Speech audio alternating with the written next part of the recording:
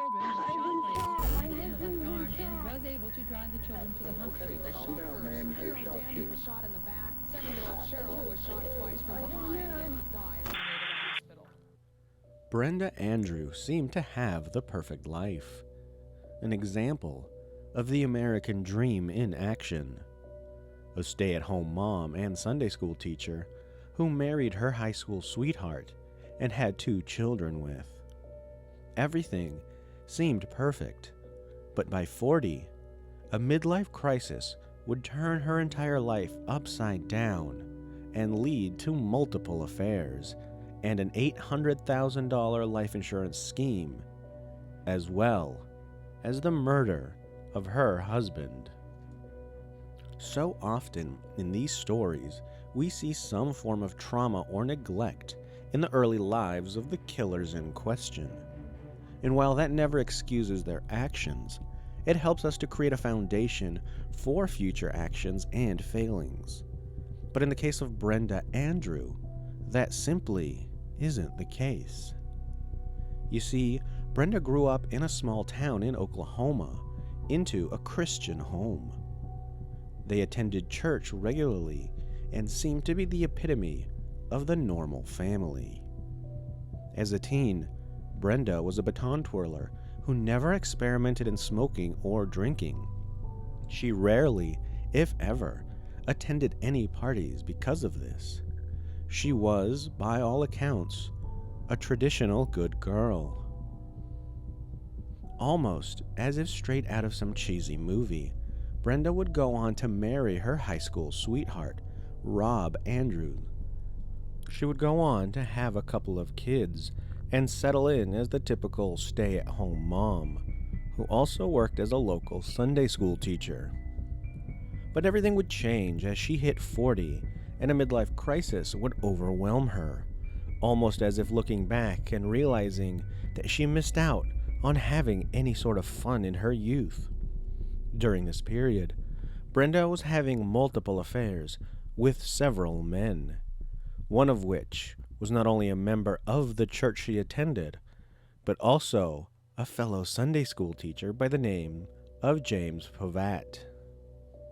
Unfortunately, this affair would be Brenda's downfall.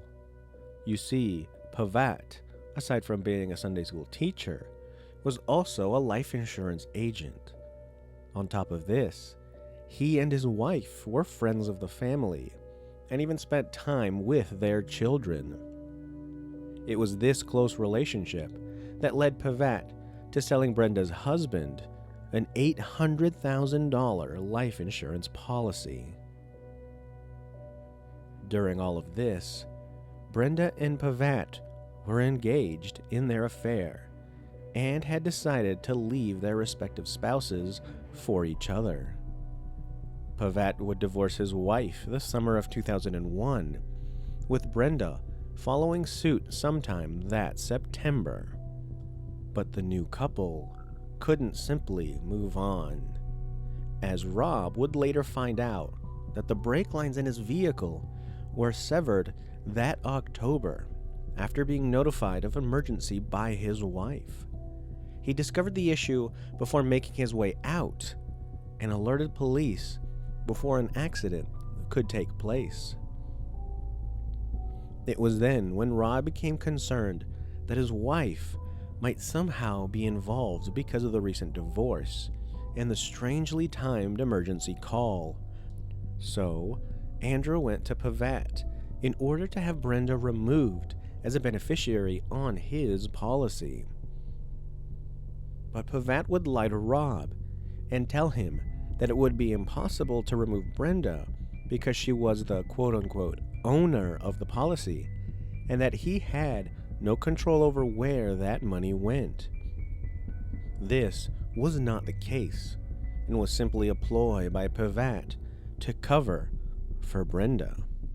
But by November, 1 month later, Rob's luck would officially run out. On one day, Rob stopped by Brenda's place in order to pick up the kids for a visit. While at the home and waiting, Brenda asked Rob for help with something in the garage. She told him that something was wrong with the pilot light.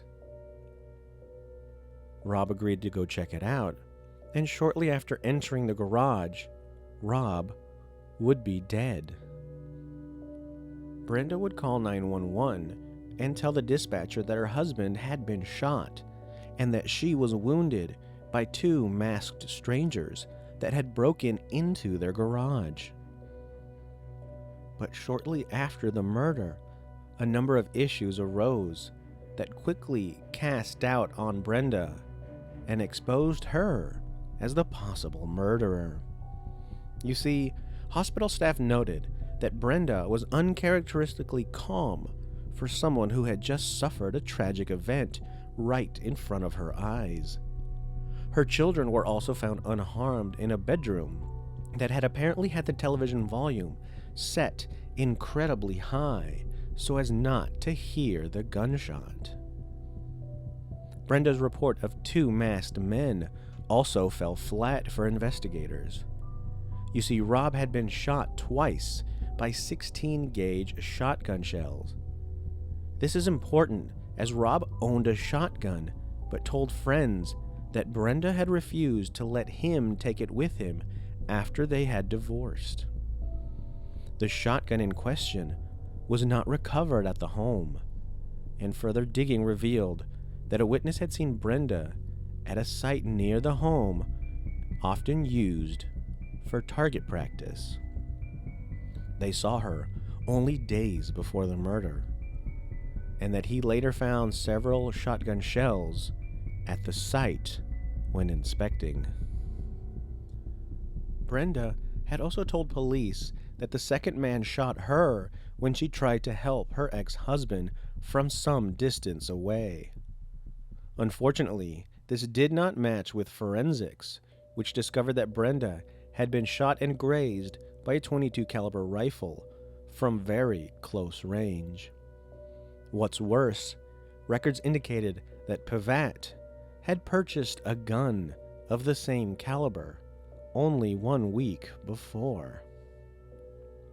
Pavatt quickly came under scrutiny after police discovered that Brenda was having an affair with him, the man who had just happened to sell Rob his $800,000 life insurance policy. Finding evidence and records of the gun purchase were enough to link Pavatt to the murder, but his own daughter would tell police that Pavatt had asked to borrow her car to have it serviced for her on the day of the murder, but told police that her father did not return until the day after the murder. She noted that the car had not been serviced during the time her father was away, and that she discovered a round of .22 caliber rifle ammunition on the floorboard of the vehicle. She confronted her father later that day and stated to investigators that he told her to never tell anyone that Brenda had asked him to kill her ex-husband and to dispose of the round she had discovered in the car. The investigation continued and also found several people who told them that Rob had feared for his life in the short months after the divorce and feared his wife was involved with the cut brake lines the month prior. He also told people of Pavatt and how he might somehow be involved because of his connection to Brenda. Finally, police searched the next-door neighbor's home after the couple alerted them of suspicious activity. They discovered that someone had entered the home and accessed the attic, leaving behind .22 caliber rounds in that attic, another round in one of the cars of the home's owner, and a shotgun shell on the floor of the master bedroom. It is unclear if this was an attempt to hide evidence or to seemingly place the blame onto the neighbors. Brenda had a key to their home, and the couple was away on vacation during the time of the murder.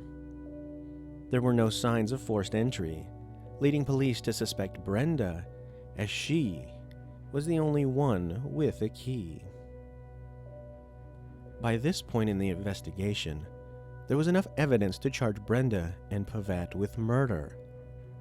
But when police went to arrest the pair, both were gone, having left town and fled to Mexico right before Rob's funeral. Brenda had also taken her 2 children with them and were on the run for 3 months. The happy couple would later be captured on the Mexican border and put on trial separately. Pavatt would go first and would be convicted of murder and sentenced to death. For her part, Brenda would also be convicted and sentenced to death row. Several of her past lovers that she had during her various affairs would take the stand against her. The prosecution also made the claim that Brenda had Pavatt ambush her ex-husband in the garage, shooting him once in the side, before then taking the gun herself and shooting him in the neck as he lay on the floor, bleeding out. After the trial, Brenda defended her character, while also criticizing the family of her ex-husband, saying that, "I love my children dearly. I am a loving, gentle, and compassionate mother. I noticed the supposed God-fearing people who celebrated my death sentence, and I see that as human sickness." For her part, Brenda Andrew currently sits on death row, the only woman in the state of Oklahoma to be awaiting execution. Thank you for listening and watching this episode of Case Files. If you liked what you saw and heard, the best thing you can do is like, comment, and subscribe, and be sure to share this video with your friends and family. Until we meet again, stay safe and never stop learning.